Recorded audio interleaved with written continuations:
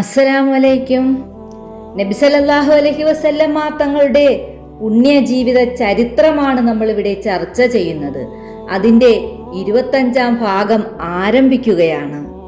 കപടവിശ്വാസികളുടെ നേതാവായിരുന്നു അബ്ദുല്ലാഹിബ്നു ഉബയ്യു. മദീനയിൽ വളരെ സ്വാധീനമുള്ള നേതാവായിരുന്നു. മദീനക്കാർ അയാളെ രാജാവാക്കണമെന്ന് തീരുമാനിച്ചതാണ്. അപ്പോഴാണ് നബി സല്ലല്ലാഹു അലൈഹി വസല്ലമ തങ്ങളുടെ ആഗമനം. രാജാവാക്കണമെന്ന് പറഞ്ഞവർ പലരും ഇസ്ലാം മതം സ്വീകരിച്ചു. രാജാവാകാൻ കൊതിച്ച അയാൾക്ക് എല്ലാ പ്രതീക്ഷകളും തകർന്നു. ഖുറൈശികളെ കൂട്ടുപിടിച്ച് നബി സല്ലല്ലാഹു അലൈഹി വസല്ലമ തങ്ങളെ എതിർക്കണമെന്നതാണ് അയാളുടെ ലക്ഷ്യം. എന്നാൽ പ്രത്യക്ഷത്തിൽ മുസ്ലിമുമാണ്. 3-ൽ പരം വിപത്തുകളെയാണ് നബി സല്ലല്ലാഹു അലൈഹി വസല്ലമ തങ്ങൾ മദീനയിൽ നേരിട്ടിട്ടുള്ളത്. ഇസ്ലാമിനോട് ശത്രുതയുള്ള ഗോത്രങ്ങൾ, ജൂതന്മാർ, കപടവിശ്വാസികൾ. എന്നാൽ നബി സല്ലല്ലാഹു അലൈഹി വസല്ലമ തങ്ങൾ അവരോട് യുദ്ധത്തിന് മുതിർന്നില്ല, പ്രതികാരത്തിന് മുതിർന്നില്ല, ക്ഷമിക്കുകയായിരുന്നു. ഖുറൈശികളുമായി സന്ധി ഉണ്ടാക്കുക, അതായിരുന്നു പ്രവാചകന്റെ ലക്ഷ്യം. നബി സല്ലല്ലാഹു അലൈഹി വസല്ലമ തങ്ങൾ മാത്രം പറഞ്ഞാൽ സന്ധി ഉണ്ടാകില്ല, ഖുറൈശികൾ കൂടി വിചാരിക്കണം. പല മാർഗങ്ങളും നോക്കി. ഇനി മുസ്ലിങ്ങൾ ഒരു ശക്തിയാണെന്ന് ഖുറൈശികൾക്ക് തോന്നണം. എന്നാൽ അവർ സന്ധിക്ക് നിർബന്ധിതരാകും. ഉഷ്ണകാലത്ത് ഖുറൈശികൾ സിറിയയിലേക്ക് കച്ചവടയാത്രകൾ നടത്തും. തണുപ്പുകാലത്ത് യമനിലേക്കും കച്ചവടയാത്ര നടത്തും. സിറിയയിലേക്കുള്ള യാത്രാപാത മദീനയുടെ അടുത്തുകൂടിയാണ്.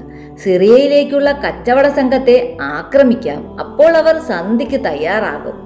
മുസ്ലിങ്ങളുടെ സ്വത്ത് മുഴുവൻ മക്കയിൽ തടഞ്ഞു വെച്ചിരിക്കുകയാണ്.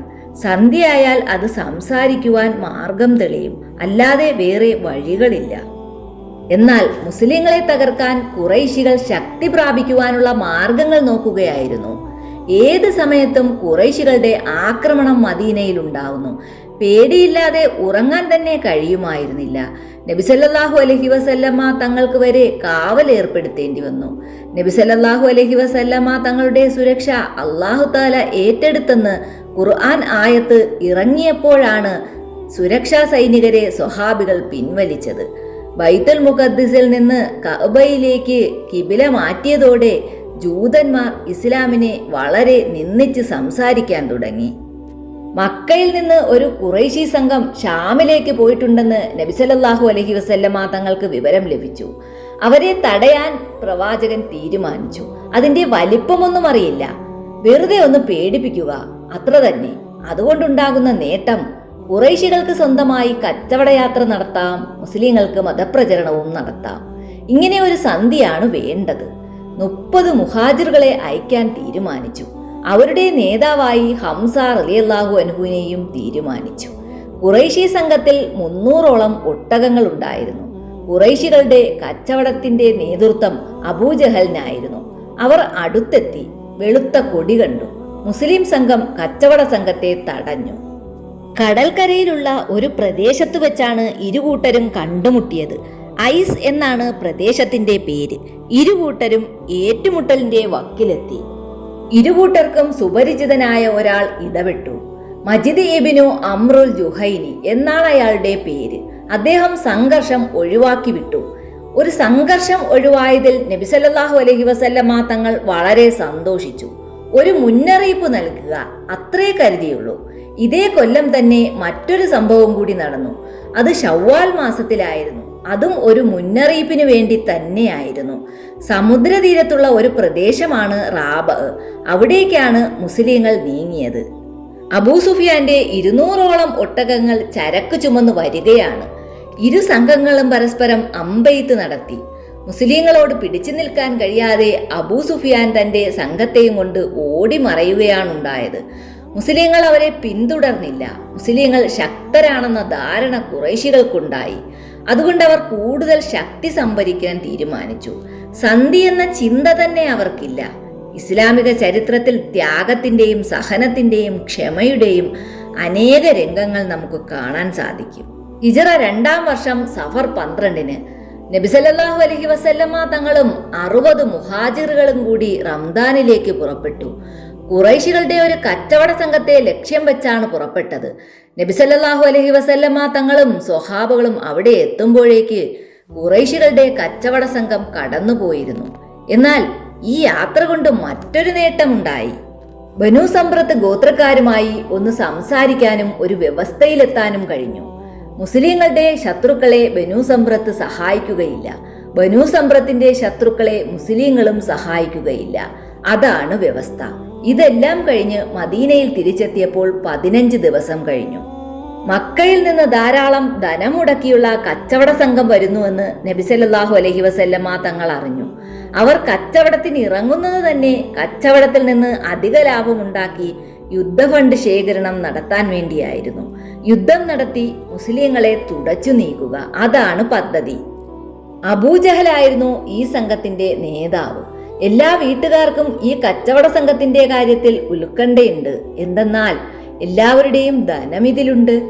അബൂ സുഫിയാൻ വളരെ ബുദ്ധിമാനാണ്. മുസ്ലിങ്ങളുടെ ഭാഗത്തു നിന്ന് ഇടപെടൽ ഉണ്ടാകുമെന്നറിയാം.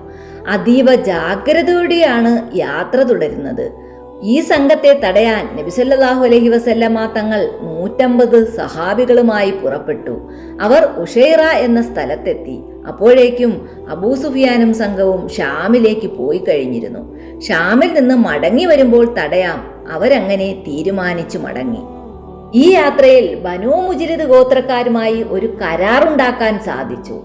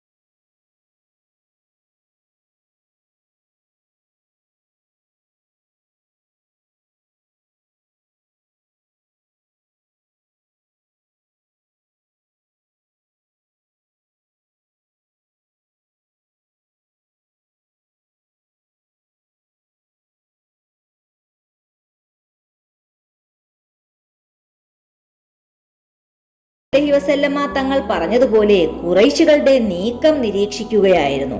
അപ്പോൾ ഒരു ചെറിയ വ്യാപാര സംഘം അതുവഴി വന്നു. അംർ ബിൻ ഹളറമിയാണ് ആ സംഘത്തിലെ നേതാവ്. മക്കയിൽ വെച്ച് മുസ്ലിങ്ങളെ ക്രൂരമായി മർദ്ദിച്ചവരായിരുന്നു ആ സംഘത്തിലുള്ളവർ. ഇത് കണ്ട് രോഷാകുലരായ മുസ്ലിങ്ങൾ ആ സംഘത്തിലുണ്ടായിരുന്നവർക്ക് നേരെ അമ്പെയ്തു. അംർ ബിൻ ഹളറമി ആ ആക്രമണത്തിൽ അന്ത്യശ്വാസം വലിച്ചു. ഖുറൈശികളിൽ 2 പേരെ തടവുകാരാക്കി. ബാക്കിയുള്ളവർ ഓടി രക്ഷപ്പെട്ടു. ചരക്കും തടവുകാരുമായി മുസ്ലിം സംഘം മദീനയിലെത്തി. പ്രവാചകനോട് വിവരം പറഞ്ഞു. നബി സല്ലല്ലാഹു അലൈഹി വസല്ലമ തങ്ങൾ അസന്തുഷ്ടി പ്രകടിപ്പിച്ചു. കൽപ്പിക്കാത്ത കാര്യം ചെയ്തിരിക്കുന്നു. യുദ്ധം നിഷിദ്ധമായിരുന്ന മാസമായിരുന്നു അത്. നബി സല്ലല്ലാഹു അലൈഹി വസല്ലമ തങ്ങൾ കൽപ്പിക്കാത്ത കാര്യം ചെയ്തതിൽ സംഘത്തിലുള്ളവർക്കും വലിയ സങ്കടം തോന്നി. വഹി ഇറങ്ങുകയാണ്. അനുചരന്മാർക്ക് മാപ്പ് ലഭിക്കുകയാണ്. ബന്ദികളാക്കിയവരെ വിട്ടയക്കാനും തീരുമാനമായി. ഈ സംഭവം മക്കയിൽ ഒച്ചപ്പാടുണ്ടാക്കി. തങ്ങളുടെ കൂട്ടത്തിൽപ്പെട്ടവരെ മുസ്ലിങ്ങൾ വധിക്കുകയോ? ഷാമിലേക്ക് പോയ അബൂ സുഫിയാനും സംഘവും മടങ്ങി വരാൻ സമയമായി. കച്ചവട സംഘത്തെ വഴിയിൽ തടയണം. നബി സല്ലല്ലാഹു അലൈഹി വസല്ലമ തങ്ങൾ സ്വഹാബികളോട് പറഞ്ഞു. അബൂ സുഫിയാൻ ബുദ്ധിമാനായിരുന്നു. 40 യോദ്ധാക്കൾ മാത്രമേ തൻ്റെ കൂടെയുള്ളൂ. മക്കയിൽ നിന്ന് സഹായ സേന വരണം. കച്ചവട സംഘം യാത്ര മറ്റൊരു വഴിക്ക് തിരിച്ചുവിട്ടു. മക്കയിലേക്ക് ഒരു ദൂതനെ അയക്കാൻ തീരുമാനമായി. ദൂതന്റെ പേര് ലംലം ഇബ്നു ഹിബാരി. ആൾ വലിയ തന്ത്രശാലിയാണ്. മക്കയുടെ അതിർത്തി കടന്നതോടെ അയാൾ തൻ്റെ ഉടുപ്പിന്റെ മുൻഭാഗവും പിൻഭാഗവും പിച്ചി ചീന്തി. ഒട്ടകത്തിന്റെ ചെവിയും മൂക്കും മുറിച്ചു. ഒരുതരം അട്ടഹാസ ശബ്ദമുണ്ടാക്കി കരഞ്ഞു. ഖുറൈശികൾ ഓടിക്കൂടി. അയാൾ നിലവിളിക്കുകയാണ്, അബൂ സുഫിയാൻ അപകടത്തിലാണ്, രക്ഷിക്കൂ, രക്ഷിക്കൂ. അപകടമോ? നേരിടണം. നേതാക്കൾ കൂടിയാലോചിച്ചു. ഒരുക്കങ്ങൾ പെട്ടെന്നായിരുന്നു. അബൂജഹൽ നേതൃത്വം ഏറ്റെടുത്തു. ആയുധമണിഞ്ഞു. യുദ്ധത്തിന് തയ്യാറായി. മുഹമ്മദിന്റെ അന്ത്യം, അതിന് സമയമായിരിക്കുന്നു. അബൂജഹൽ അട്ടഹസിച്ചു പറഞ്ഞു. ഖുറൈശികൾ മുസ്ലിങ്ങളെ നശിപ്പിക്കുമെന്ന ദൃഢപ്രതിജ്ഞ ചെയ്തു. നബി സല്ലല്ലാഹു അലൈഹി വസല്ലമ തങ്ങളുടെ ചരിത്രകഥയുടെ ബാക്കി അടുത്ത ഭാഗത്തിൽ ചർച്ച ചെയ്യാം. അസ്സലാമു അലൈക്കും.